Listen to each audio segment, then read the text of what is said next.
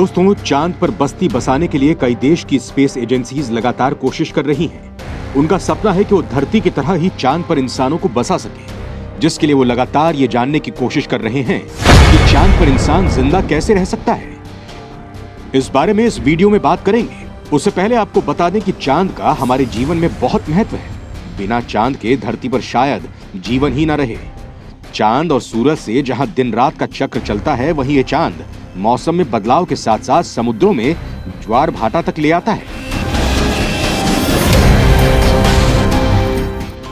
चांद की कितनी ही ऐसी खूबियां हैं जिसके कारण वैज्ञानिक यहां इंसानों को बसाने की कोशिश कर रहे हैं। लेकिन दोस्तों, चांद को लेकर हम आपको एक ऐसी बात बताते हैं जिसे जानकर आपके पैरों तले जमीन खिसक जाएगी। आप ये सोचने पर मजबूर हो जाएंगे कि इतनी बातें होने के बाद इंसान चांद पर कैसे रह पाएगा। दोस्तों, चांद और धरती का रिश्ता दोनों के बनने के समय से ही जुड़ा है। लेकिन चांद के साथ इंसान का इतिहास आज से 50 साल पहले जुड़ा था, जब पहले नासा ने 1969 में इंसान को चांद पर भेजा। उस वक्त चांद को जानने को लेकर वैज्ञानिक इतने उत्सुक हो गए कि नासा ने 4 साल में ही 5 बार इंसानों को चांद पर भेज दिया। वहीं जब इन मिशंस को अंजाम दिया जा रहा था, तब अंतरिक्ष यात्री स्पेस सूट पहनकर चांद पर गए थे, जो इन्हें सांस लेने में मदद कर रहा था। इसके साथ ही कई उपकरणों की मदद से एस्ट्रोनॉट चांद पर चल पाए थे। लेकिन अगर हम बिना स्पेस सूट के चांद पर उतर जाएं तो 30 सेकंड से ज्यादा नहीं रह पाएंगे।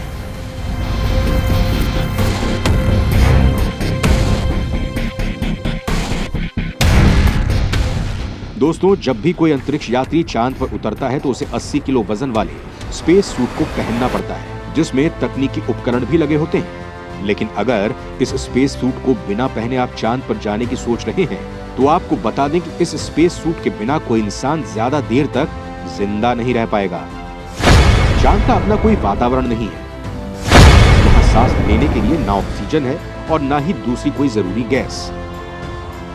स्पेस सूट आपको इन सब में मदद करता है, जिससे अंतरिक्ष यात्री वहां जिंदा रह पाते हैं। बिना स्पेस सूट के आपकी हाइपोक्सिया की वजह से मौत हो सकती है।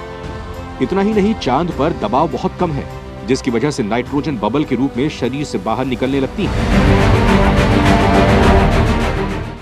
ऐसे में बिना स्पेस सूट की वजह से इंसान का शरीर गुब्बारे की तरह फूलने लगेगा, लेकिन वो मरता नहीं है। लेकिन अगर वो इस स्थिति में अपनी सांस रोक लेते हैं तो उसकी मौत हो सकती है।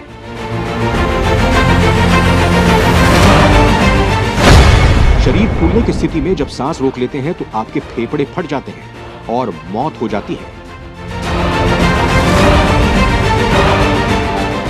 अगर आपको ऐसी स्थिति से बचना है तो आपको अपनी सांस बाहर फेंकनी होगी। इसके साथ ही तापमान भी किसी इंसान के शरीर को प्रभावित करता है। चांद का तापमान ऐसा हो कि इसे ना तो इंसान रात में झेल सकता है और ना ही दिन में, क्योंकि चांद पर दिन का तापमान औसतन 127 डिग्री सेल्सियस तक रहता है, वहीं रात का तापमान -173 तक पहुंच जाता है।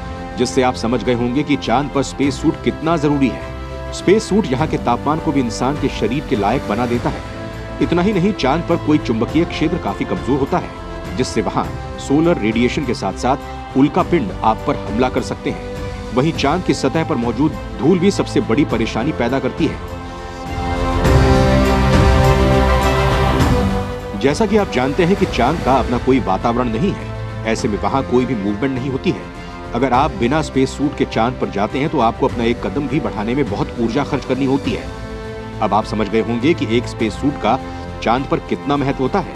इसके बिना जाने पर या अगर ये फट जाए तो आपकी मौत निश्चित हो जाएगी।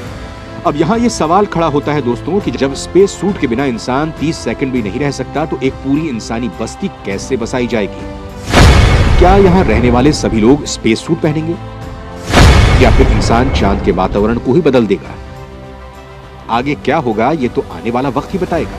दोस्तों, एक तरफ जहां चांद पर इंसानों को बसाने की बात की जा रही है, तो दूसरी तरफ नासा के इंसान मिशन को लेकर सवाल उठने लगे हैं। नासा ने आज से 50 साल पहले साल 1969 में चांद पर इंसानों को उतारा था, और उसके बाद वो 4 साल तक लगातार 6 बार इंसानों को चांद पर भेजता गया। लेकिन 1972 में फिर कुछ ऐसा हुआ कि जिससे डरकर अमेरिका ने आज तक इंसानों को चांद पर नहीं भेजा। इतना ही नहीं, किसी दूसरे देश ने इंसानों को चांद पर भेजने की हिम्मत भी नहीं दिखाई। तो दोस्तों, ऐसा क्या हुआ था कि इतनी तरक्की के बाद भी स्पेस एजेंसियां चांद पर इंसान को भेजने से कतराती हैं? इतिहास की इस घटना ने ऐसा क्या दिखा दिया जिससे 50 साल बीत जाने के बाद भी इंसान वहां कदम नहीं रख सका है। 1972 को जब चांद पर मिशन को अंजाम दिया जा रहा था, तब इजीन सेरनन इस मिशन में यात्री थे। इस मिशन को लेकर कहा जाता है कि इस दौरान कुछ ऐसा हुआ था जिसके बाद 50 साल बीत जाने के बाद भी कोई भी इंसान वहां नहीं गया। बताया जाता है कि इस मिशन के दौरान नील आर्मस्ट्रांग और उनके साथी का पीछा एक अजीब सी रोशनी कर रही थी। इतना ही नहीं, उन्हें वहां कई अजीबोगरीब आवाज भी सुनाई देने लगी। ये बहुत ही रहस्यमयी आवाजें थीं। इन अंतरिक्ष यात्रियों के इन दावे से सवाल उठने लगा कि क्या चांद पर एलियंस का कब्जा है? क्या उन्होंने इंसानों को चांद पर नहीं आने की धमकी दी है? दोस्तों, ऐसे कई सवाल हैं जिससे चांद और इंसान को लेकर खड़े हो गए हैं।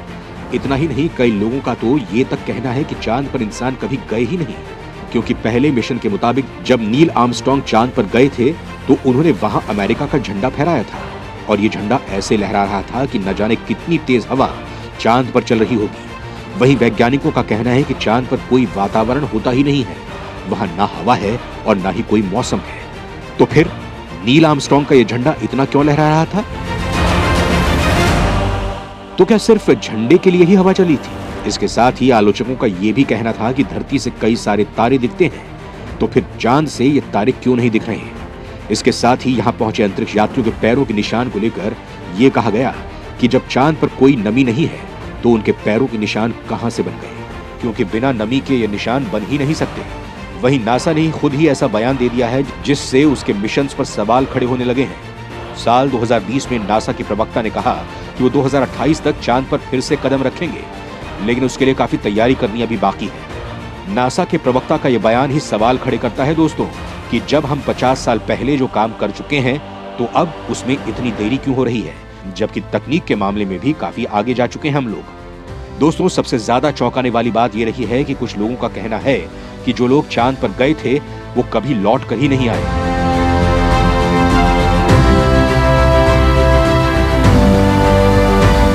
वहीं नासा का कहना है कि चांद पर किसी इंसान को भेजना बहुत महंगा पड़ता है।